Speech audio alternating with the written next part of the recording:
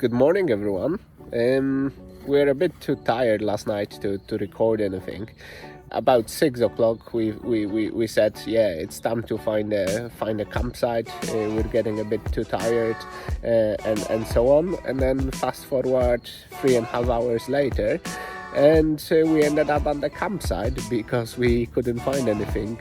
The trails that we hit between when we said we were tired and between when we found the campsite were one of the most difficult trails on this TED so far. They were overgrown single tracks with very slippery area, and oftentimes on the sides of the hill. I've dropped my bike like five times, if not more, and I was knackered from picking it up. But what happened after was even more challenging. Johannes's bike slid over on the side of the hill, and I walked back to kind of see if I can help.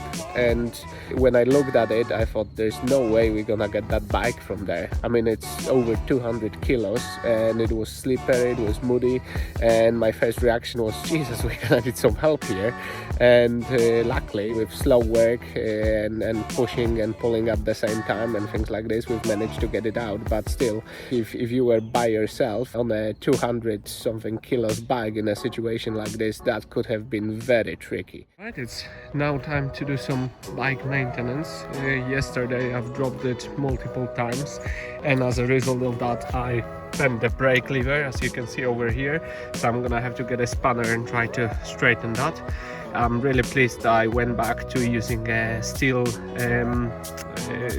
brake pedal and the shifter as well. If this was aluminium and I tried to straighten it, it would have snapped, whereas steel, you can bend it more times without it breaking. So for adventure riding, I would definitely recommend steel brake pedal as well as gear shifter for this very reason. Another thing that I'm gonna have to look at is the chain tension. It's been a little too slack for my taste, so I'm gonna have to have a look and see if I can move the rear wheel back a little bit, just to put a little bit more tension on that. Then we're gonna grab a coffee, pack up and continue. It appears we have a visitor at the campsite. Hello there.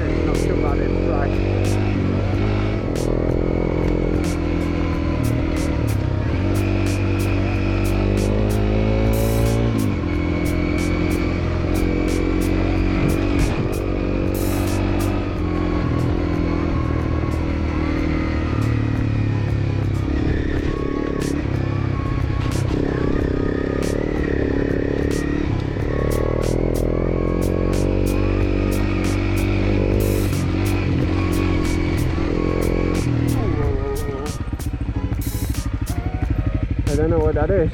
A gate, I presume. Well, I hope that's not electric. Unplug. It is electric, isn't it? Oh, it opened when I came close to it. Okay.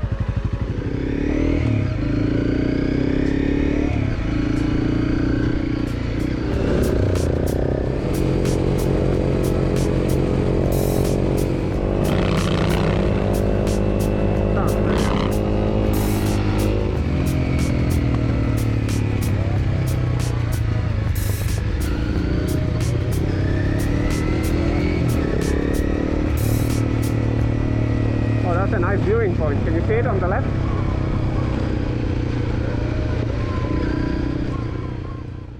Right, after 4 hours of riding, we've stopped at the lovely location for something to eat. We've tried some local cheese, baguettes, and a few other things, and we finally met Jairo. So, yeah, Jairo. Yeah, all together, three musketeers, and we're making really good progress. I think today we might actually end up going to Spain, so we'll see.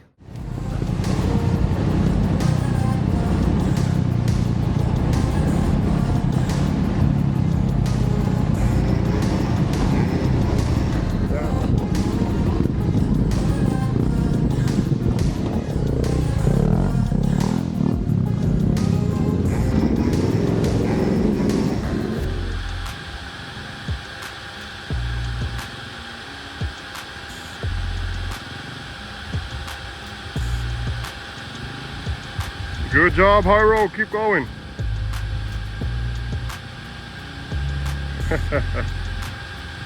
Oh. Nice and easy.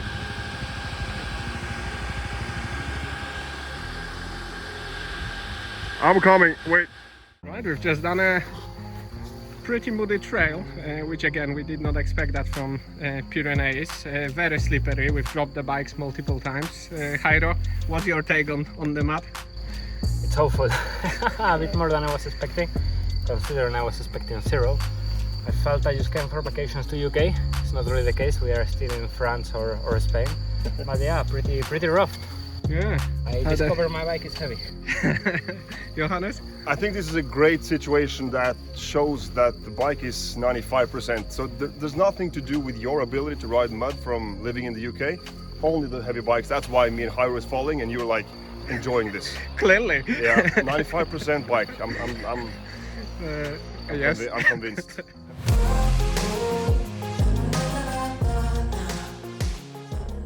Right, good morning everyone. We've got up, eaten some breakfast, packed up, and we are ready to go.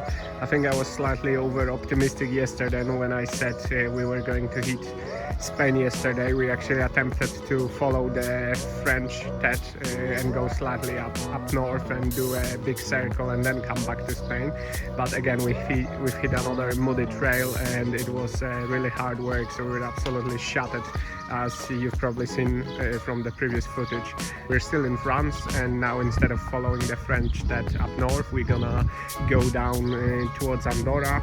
As you can see, there's a lot of mud on the bike. It's not really something that I expected from this trip. Again, Wales, UK, definitely, but around here, very surprising. But I think they had a pretty heavy rains in Pyrenees week before we came. Probably those trails, if they were dry, they would be very easy to follow, but they were quite lethal when wet. So yeah, see you soon.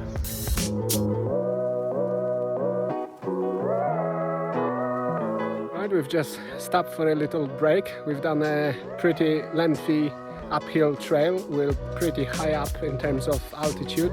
As you can see, there are some mountains in the background with snow on the peaks. It's a pretty cool location. I wish we could actually stay and camp here, but we still got probably 6 more hours of riding to do today.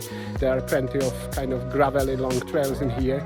Not very difficult from technical point of view, but quite taxing actually on your hands. So even though it's not technically challenging, we still feel pretty tired.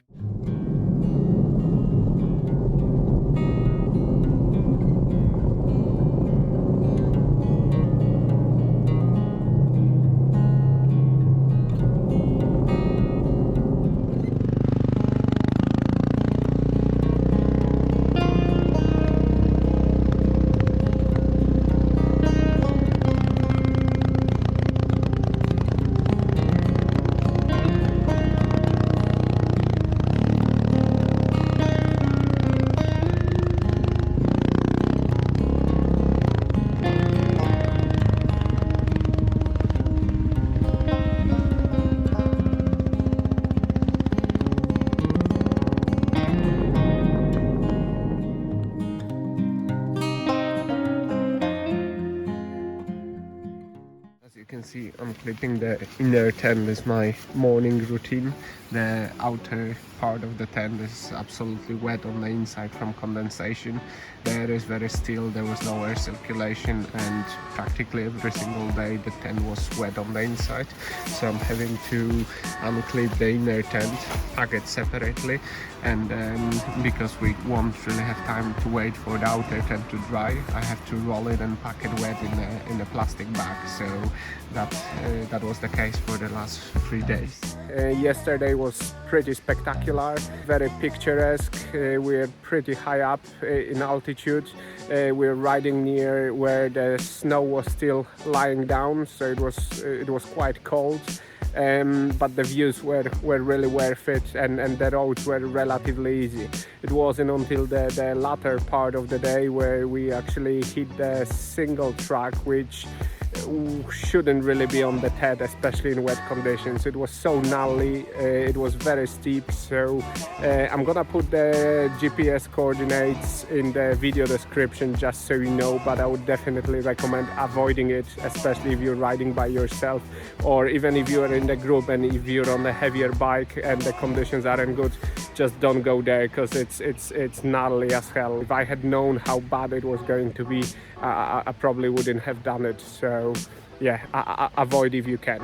Anyway, we're gonna set off soon. We're just finishing packing up the gear, and we're on the way towards Andorra, so hopefully the weather will get somewhat warmer as we go down in altitude.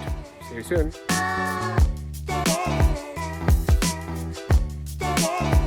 Hello again. I'm afraid that road here was quite uneventful, mostly tarmac, so we've not filmed any of it.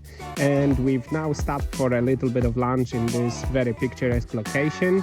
I went for estofado, which is like a stew with sausage. Jairo went for some cannelloni with meat, and Johannes went for Spanish sausage butifarra, and we also got tortilla patata to share, which is like a traditional Spanish omelette. So pretty lovely lunch, and we are now going to continue on the Spanish TED.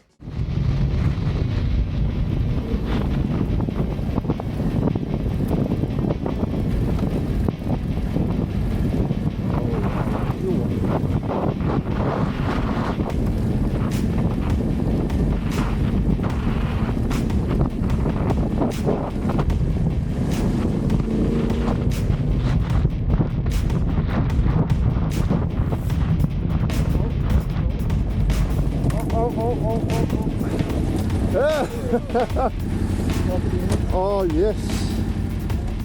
As you could hopefully see, we had to do some emergency braking at the very last minute to prevent us from hitting the gate. Since we started riding in Spain, we've encountered a lot more gates than what we've seen in France.